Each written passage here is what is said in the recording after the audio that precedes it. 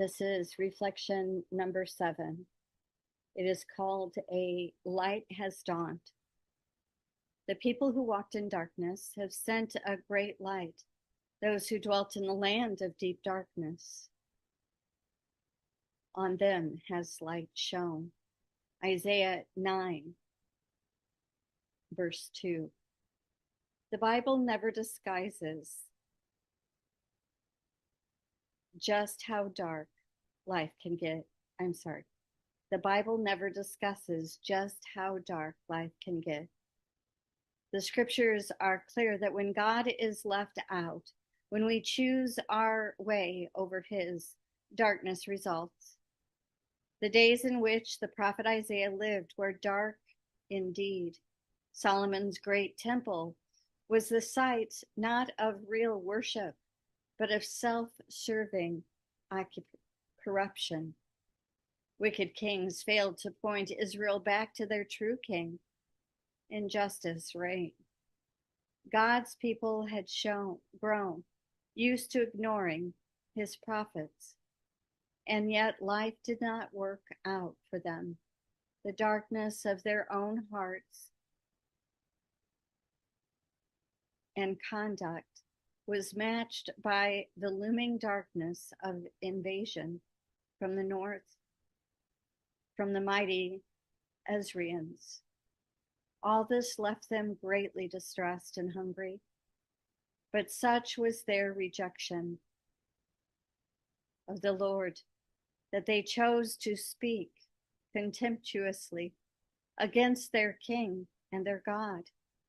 It would have been reasonable for the Lord to have left them to experience the distress and darkness, the gloom of anguish, without hope or a future.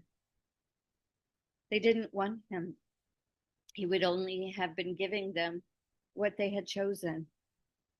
But our God is a promise-keeping God. Isaiah 9 begins with the glorious reversal, just where we might anticipate reading that God will turn his face away from these rebellious people, we read. There will be no more gloom for her who was in anguish. The Lord would not leave his people, and he would not allow them to remain in misery. No, for these people in darkness, on them light has shone. God's light would break into the self-inflicted gloom of sin, ultimately and supremely in the form of the promised Messiah. Isaiah was writing about 800 years before Jesus. So why was he writing about Christ's advent as if it had already happened?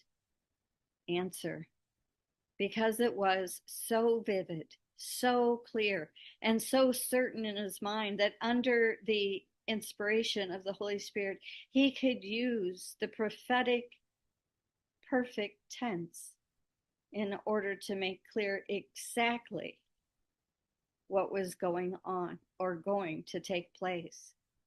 That's why Peter, when he wrote about the prophets from the vantage point of the first century on the other side of the coming of Christ, said that the prophets were, in a sense, standing on tiptoe, looking to see the fulfillment of the things that they had written. But how? How could Isaiah's prophecy come about?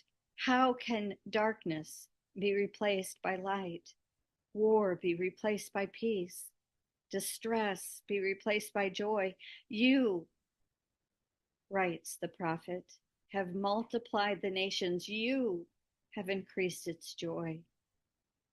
Who is it that has caused all this to take place? Answer: God alone. For he is the source of light, and it is in his light alone that we truly see. There is no way for the sorrowful to be comforted, for the broken to be healed, for this light to dawn upon the human heart and mind except that God does it. Just when it appears as though the winter time of the soul is about to come in all of its crushing sadness, God's light shines. And it is a dazzling light because He is the God of immeasurable mercy and grace. He enters into the darkness and emptiness of our experiences to bring His light, His joy, and His peace. It's a story which is so wonderfully conveyed to us in the celebration of lights that we enjoy at this time of year. Not long after Isaiah had come and gone, the people of God again found themselves in anguish. Foreign rulers had triumphed over them, and no prophetic word had been heard for many, many years. Perhaps He's really done it this time. The people may have thought, maybe the Lord has finally had enough. But we know better. We know that into this darkness a child was born. The good news of Christmas is that the God of the Bible, the light of the world, came down and entered the darkness, and it could not overcome Him. Are you walking in darkness today? Whether that is the darkness of your own sin or the darkness caused by sin of others, remember, God is neither afraid of nor defeated by these things. Be encouraged, for in Jesus, God has drawn near. By His Spirit, He can and will bring light to the dark. Look to Him and walk in His light. This is for a reflection. Reread the previous paragraph.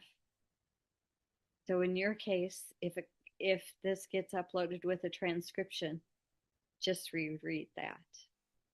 Does your perspective on this world or on your own circumstances need to change? What difference will the light make to you today? O come, Emmanuel, and ransom captive Israel that mourns in lonely exile here until the Son of God appear. Rejoice, rejoice, Emmanuel shall come to you, O Israel. O come, O wisdom from on high, who ordered all things mightily. To us the path of knowledge shown, and teach us in its ways to go.